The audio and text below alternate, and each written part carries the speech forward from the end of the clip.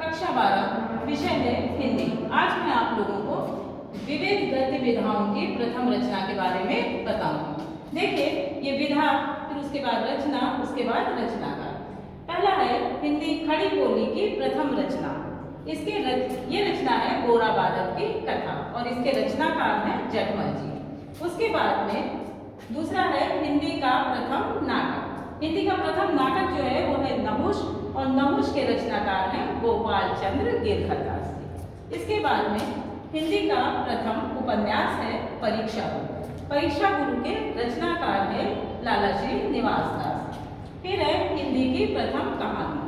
हिंदी की प्रथम कहानी है इंदुमती और इंदुमती के रचनाकार है किशोरीलाल गोस्वामी जी। फिर है अंत में हिंदी का प्रथम यात्रा व्रत जो कि है सरयू पार की यात्रा और इसके रचनाकार है भारतेंदु हरिश्चंद्र जी।